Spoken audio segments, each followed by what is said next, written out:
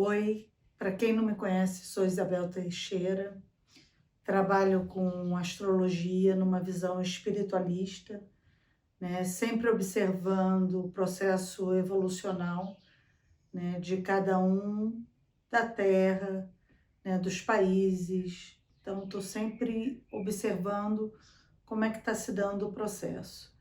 Bom, e nós vamos ter um eclipse lunar parcial, seguido de um eclipse solar no dia 4 de dezembro, total. Vamos tentar entender isso dentro da astrologia. O eclipse lunar, ele está ligado a uma lua cheia, né, que é uma oposição de Sol e Lua. E o eclipse, ele está sempre atrelado aos nodos lunares. O que são os nodos lunares? Na astrologia espiritualista, a gente chama nó do sul de cauda, nó do norte de cabeça de dragão. Então, é a cauda e a cabeça de dragão. O nó do sul, hoje, ele está no 1º grau de Sagitário. Como ele anda em movimento retrógrado para trás, ele está entrando no Escorpião. E o nó do norte está em Gêmeos no 1º grau, entrando no signo de Touro. Eles entram no dia 4 de janeiro. E eu vou fazer um vídeo também para vocês ligado a essa troca de nodos, né, de signo que os nodos vão passar em janeiro. Então, veja bem, como nós estamos com o Sol, com conjunção, uma proximidade ao nó do sul, e a Lua, uma proximidade ao nó do norte, e é uma lua cheia. O que aconteceu com essa situação? Gerou um eclipse lunar, por ser a oposição de Sol e Lua.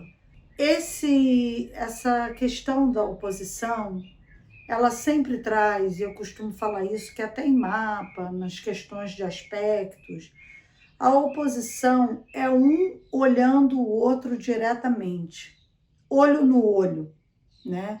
Então, quando você tem uma oposição de Sol e Lua, que é uma lua cheia, ela significa que aquele Sol está olhando aquela Lua, né? A consciência está olhando a emoção, a razão está olhando o lúdico, o eu está olhando a criança.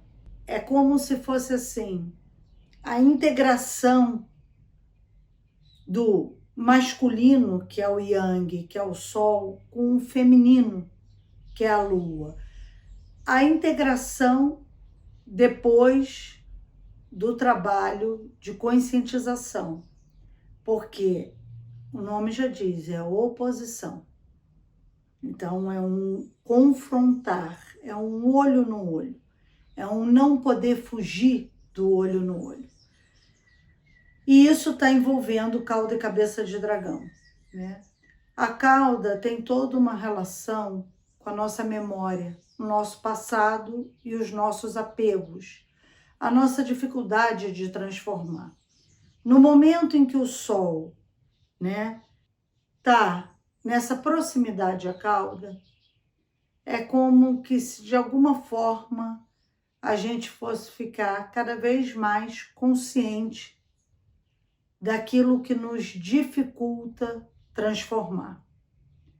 E a Lua está em conjunção à cabeça, está com a proximidade da cabeça de dragão.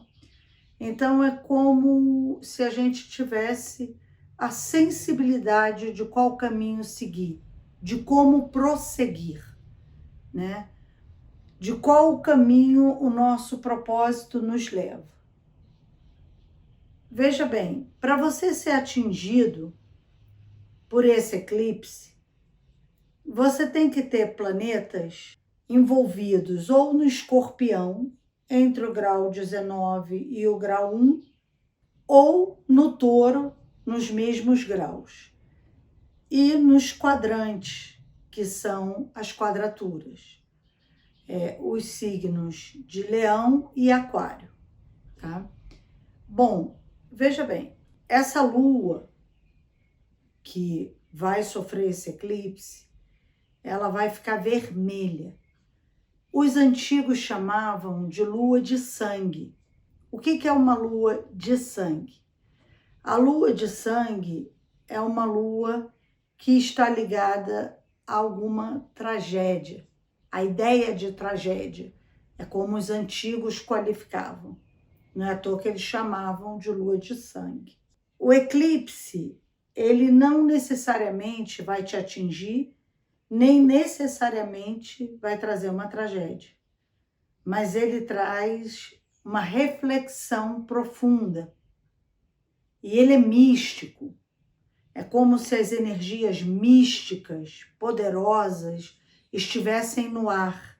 É como se tivesse alguma coisa oculta no ocultamento da lua, que não estivesse sendo revelado para a gente. E isso eu acho muito interessante, que é uma energia, né, telúrica, que a gente não consegue captar e que ela está no ar, ela está ali, na atmosfera. Bom, e óbvio que as pessoas que têm ligação com esses pontos vão conseguir captar alguma coisa da sua maneira, da sua forma. O eclipse, ele não precisa só atingir pessoas, ele pode atingir países, né? E pode trazer algumas questões para aqueles países. Ele não traz a questão só no momento que acontece. Alguns dias que se seguem ao eclipse, eles têm esse impacto do eclipse. Quando se tem o segundo eclipse, que é tão interessante, sempre o eclipse da Lua, ele está perto de um eclipse solar. E o eclipse solar, ele se dá pela conjunção do Sol e da Lua e as proximidades também com a cauda e com a cabeça de dragão. Então, essa conjunção do Sol e da Lua já traz um momento em que aquilo que estava se olhando, né, se antagonizando, se conscientizando da existência, né, o Sol se conscientizando da existência da Lua, os apegos se conscientizando da existência do propósito.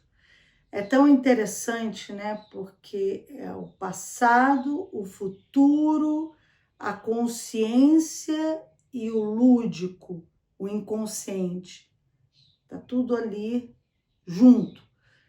E é seguido de uma conjunção de Sol e Lua, que é o eclipse solar.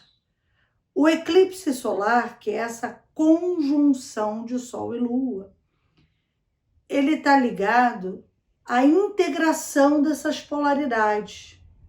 É quando essas polaridades elas vão se integrar, elas vão chegar a um denominador comum ou a um equilíbrio, né? Agora, eu sempre acho curioso como os antigos veneravam os eclipses, então, o sentido que aquilo tem para a nossa alma, para a nossa existência mais primitiva, e o como que esses mesmos eclipses nos põem de frente daquilo que não está integrado, né? E pode ser dentro da gente. Então, essa veneração e, ao mesmo tempo, temor do poder telúrico, do poder místico, do poder espiritual, né? E do invisível que nos rodeia o tempo inteiro.